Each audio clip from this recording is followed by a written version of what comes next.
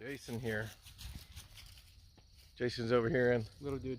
and Joe and Tucker, Bolivar Heights, West Virginia, Harpers Ferry National Park. Just out for a little hike. We'll give you a little view of things going on. Enjoy.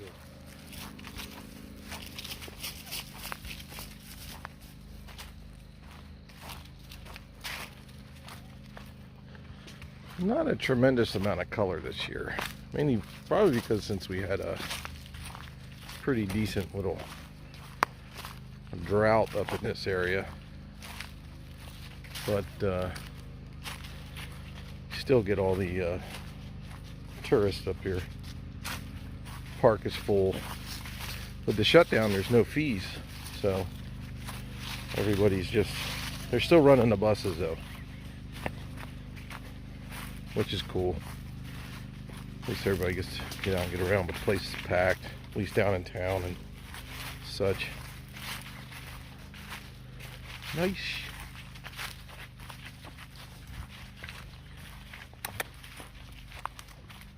Left turn, Clyde. This way, Bubs. Hey, hey, this way. Come on, this way.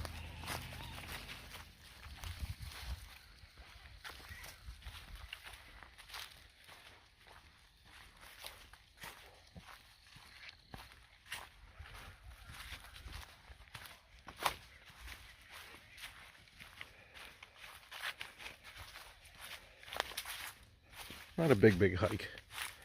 Just we're gonna go down off Bolivar Heights, down the schoolhouse ridge. Well, not necessarily across the road, the schoolhouse ridge, but along the Bolivar Heights side. Then back up and head out. Sniffing time. Come on, Joe.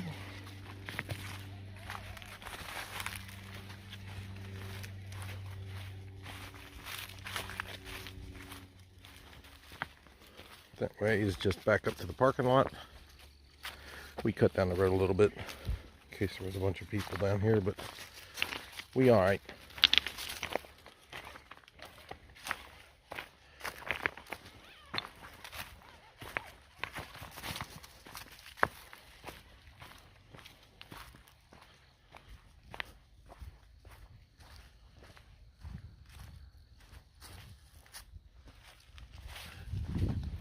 Whoa, almost fell.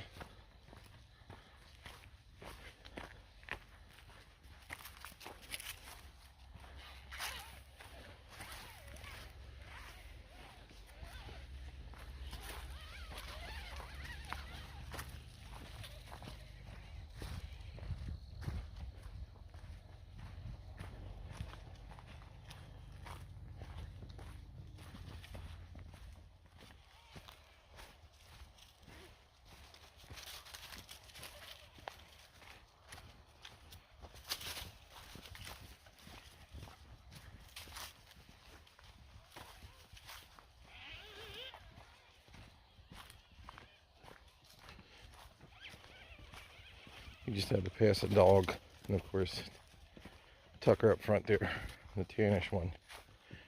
He goes nuts, as he usually does. Jojo just falls in line, does whatever Tucker does. So he can be quite noisy. That's one of them there Bigfoot trees. I knew there was Sasquatch in this area.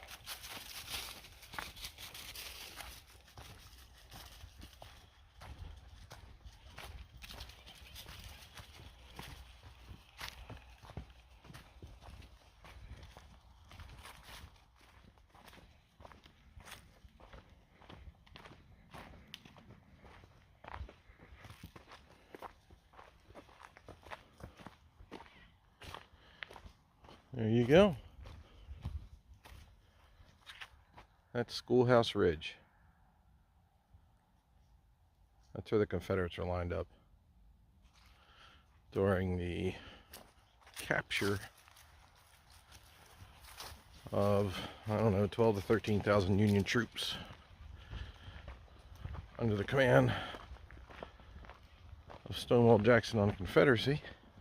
They were from that direction. Down there. They're on the other side of the heights here. Hey, a little hard to read. Confederate Colonel Edmund Pendleton wrote about the night of September 14th, 1862, from his perspective across the road on Schoolhouse Ridge. Pendleton and his men were facing this direction, holding the Union forces in check on Bolivar Heights, that's where we're standing at, and I'm reading the sign right now. We lay upon our arms until nearly daylight, the quietude of the night being unbroken, save by a sharp musketry fire of a few minutes' duration in front of our right and a few hundred yards distance, which proved to have occurred between two regiments of the enemy on picket duty, who had mistaken each other for foes. Colonel Pendleton was mistaken. The gunfire he heard was exactly what General Stonewall Jackson wanted. Jackson intended to outflank his enemy stronghold on Bolivar Heights, once again, that's where we're standing right now, by moving artillery and infantry to the far left of the Union position. That would be down that way. To cover this maneuver, he distracted Union troops. Jackson ordered some of the forces on Schoolhouse Ridge, which is in front of you, to stage a feint attack against the Union skirmish line near the road. So down there were many little, what they call skirmish positions. Put out a few troops in particular areas, that way in the middle of the night or during times when you would hear gunfire, then you could kind of predict where that was coming from and then where possible troop movements were happening.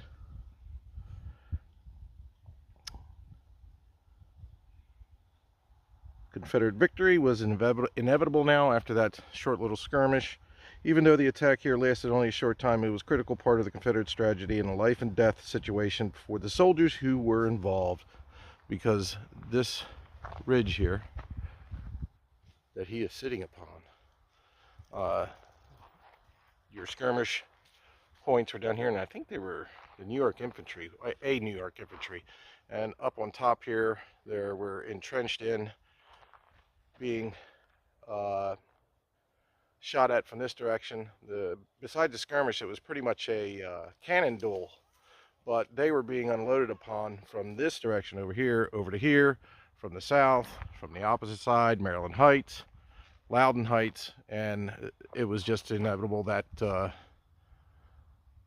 you know, they were eventually going to just give up, which they did, because it was just brutal for them. They were surrounded.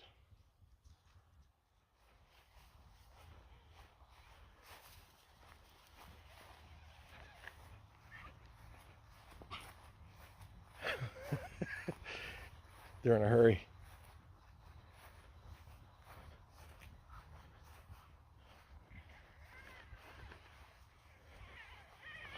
Ooh, animal trail there.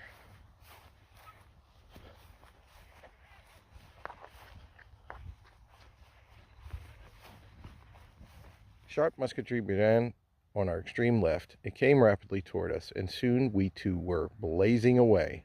We fired 5 rounds into the darkness. When the firing ceased and nobody seemed to know what was the matter, it was said that rebel cavalry had attempted to pass between us and a hill beyond. This was our second Sunday in the field, and we easily reached the conclusion that there was no Sabbath laid down in Army regulations. So that's Schoolhouse Ridge. This would be in the area of the skirmish lines. That's Bolivar Heights. Union was up there. Confederates over there. And here we go. 5 rounds into the darkness. The 115th New York Regiment, young and inexperienced, formed a skirmish line here. When gunfire erupted on the left during the night, the men on the 115th must have felt the rush of adrenaline through their veins. Danger was headed in their direction. There was no time to think. For all they knew, a full-scale attack had begun, and they were protected only by the darkness. So, you are here.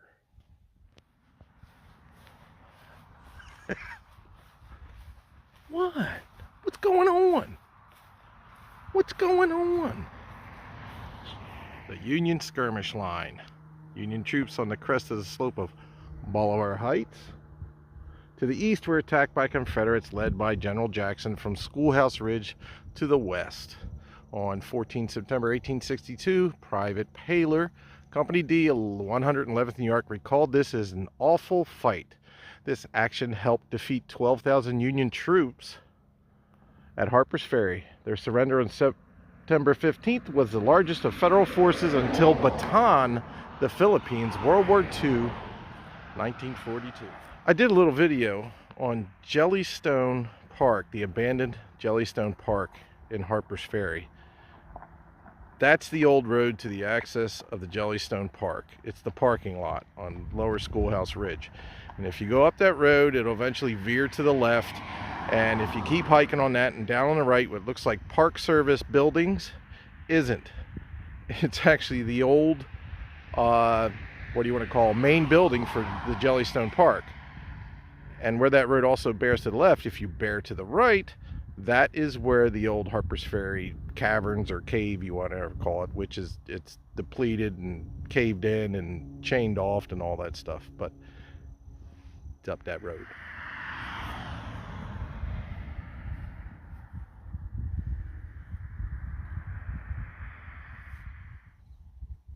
I don't know exactly what this was.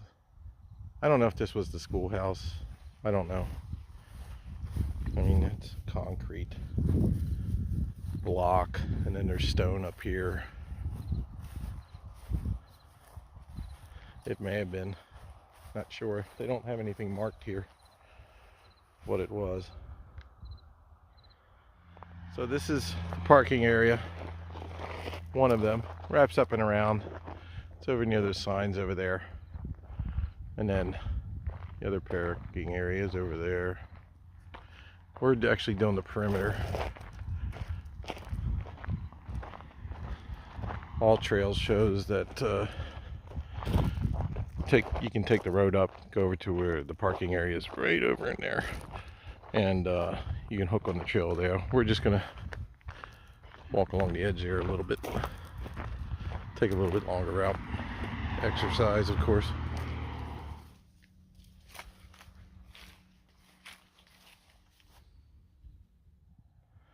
So just up over there, top of those ridge there, all along here, troops probably not much, further away, halfway up the hill or so. May have been other skirmish points held by the Confederates. And Lieutenant George Yost, Company 1, 126th. On Sunday evening, the second day of our fight, I was ordered out in front of our camp to skirmish as the Rebs were getting rather thick up that way. Now just keep in mind that I'd been up for 3 nights before. You can imagine how pleasantly I must have felt. It was a dangerous position, but I felt as if I did not care whether the Rebs had me or not. 100 men were detailed and put under Lieutenant Munson and myself. You ought to have seen us hunting our way down Bolivar Heights from the front of our camp. At last we reach our position. So Rebs up there, probably doing this under artillery fire, but they had to come from up there and position themselves here. Munson, I wonder if he's related to Roy.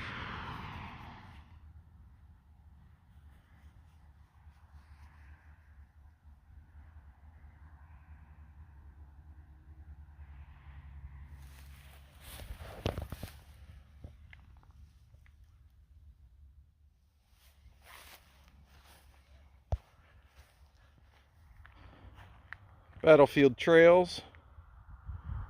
You can also use all trails or whatever your particular preference is. The first line of defense.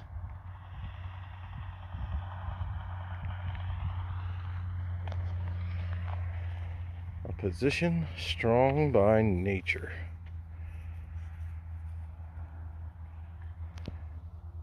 You are here. So, looking that direction, which is cool, you can see all the regiments. Schoolhouse Ridge, which is behind us. That ridge over there. Chambers Murphy Farm. Park Service owns that too. So there's a nice walking trails around there, and there's one spot when the leaves are clear, there's a really good view looking down this direction. And then that's Loudon Heights, Virginia. Well, at the time this was all Virginia. What you can't see is also that Maryland Heights is up over in this direction and was held by the Union, but they surrendered. I don't think that's natural to the area. It just looks odd. And you can see it from way away, that nice ornamental grass. How you doing? Good. I'm thirsty. You want some water? I got some. Yeah. All right. Nice little view.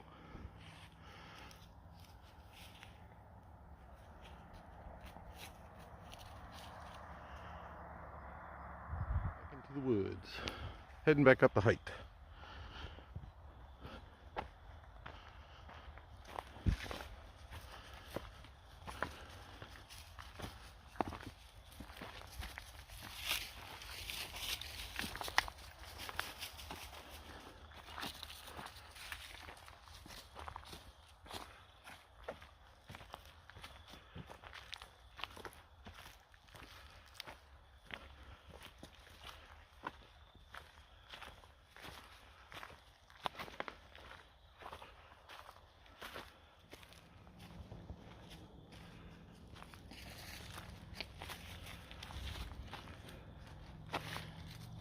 Sniffing everything.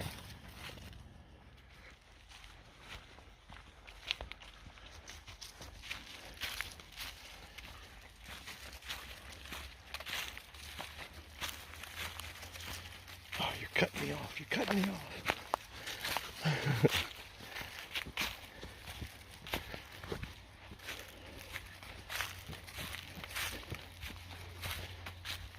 The size of that tree.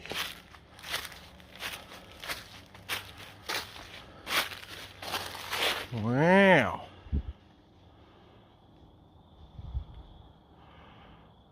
I wonder if this was here at the time of the war. That's a big tree.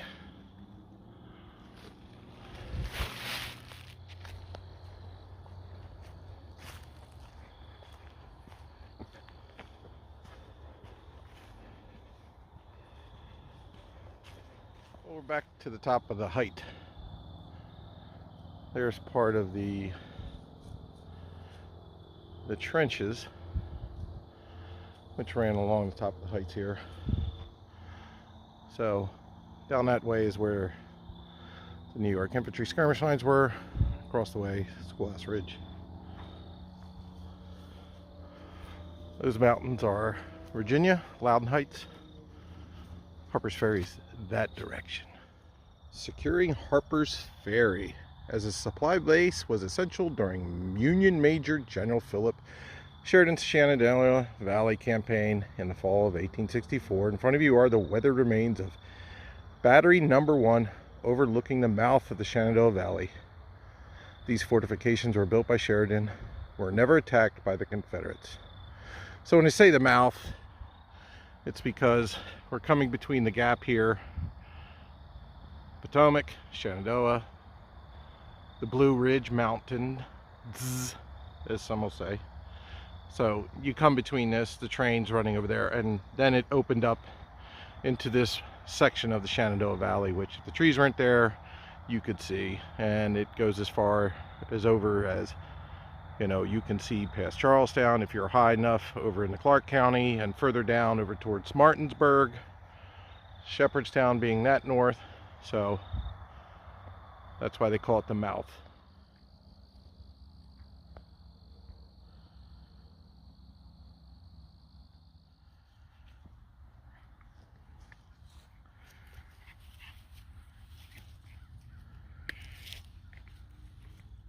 Maryland, Virginia, west by God.